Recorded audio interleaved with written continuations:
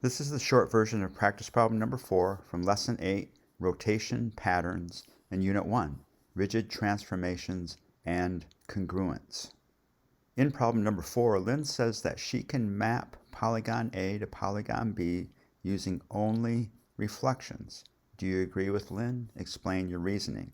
Now, to map one polygon to another polygon means to transfer each point of polygon A to its corresponding point in polygon B, and they will match exactly. So that's mapping, that's moving polygon A to polygon B. And also notice it says only reflections. So this is plural here. So that gives you the idea of more than one reflection. So do you agree or not? So here are polygons A and B. So let's try a reflection first, just a single reflection. And so you can figure out that this is the line of reflection right here because these two short sides, this side right here and this side right here, are reflections of each other. So this line of reflection is going to run parallel with these two sides. And as you reflect A over this line of reflection, each of these points are going to move perpendicular to this line of reflection and an equal distance on the other side.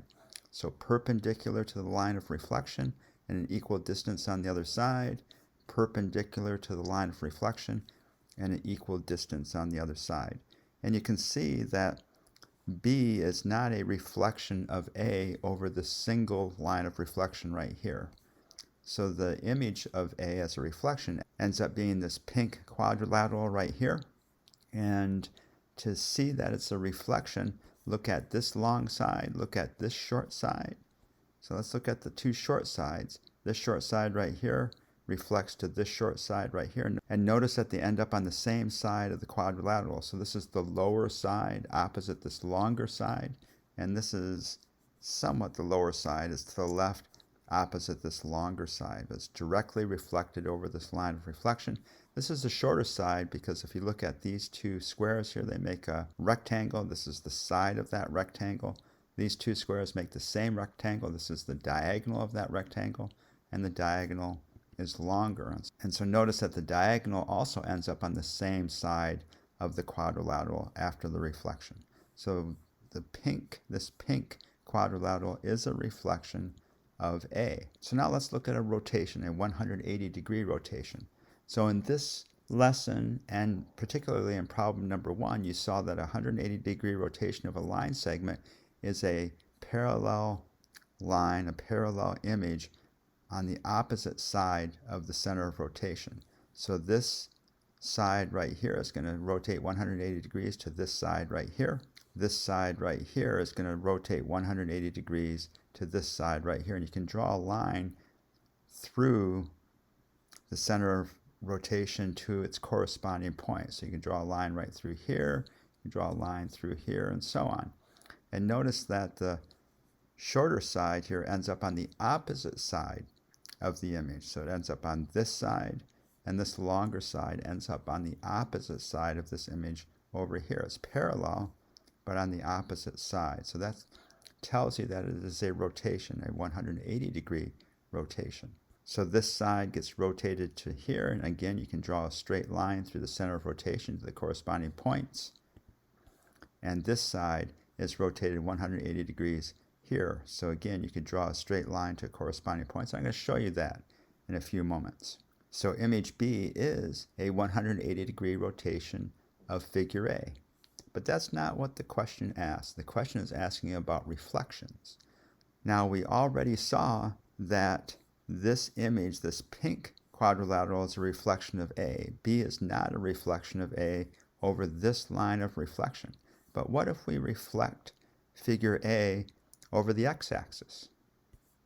So let's reflect figure A over this x-axis right here. So each point is going to move perpendicular to the line of reflection and an equal distance on the other side. So the reflection of A is going to end up right here. So this purple quadrilateral is a reflection of figure A.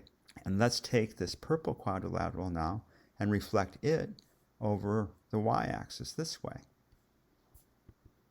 So if I reflect it over this line of reflection, Again, each point is going to move perpendicular to the line of reflection and an equal distance on the other side of the line of reflection. So this point is going to move to here, and this point is going to move to here, and this point is going to move to here, perpendicular to the line of reflection and an equal distance on the other side. So now this green image is a reflection of the purple image, and the purple image is the reflection of figure A. So reflect A over a horizontal line of reflection, and then reflect that reflection over a vertical line of reflection to get to B. And compare that to the 180-degree rotation. So A is going to rotate 180 degrees. And remember, it doesn't matter if you rotate figure A clockwise or counterclockwise, 180-degree rotation is going to end up in the same place. And the corresponding points are 180 degrees from the original point through the center of rotation. So you can draw an arrow right through that center of rotation, draw an arrow right through that center of rotation. It's an equal distance on the other side of that center of rotation.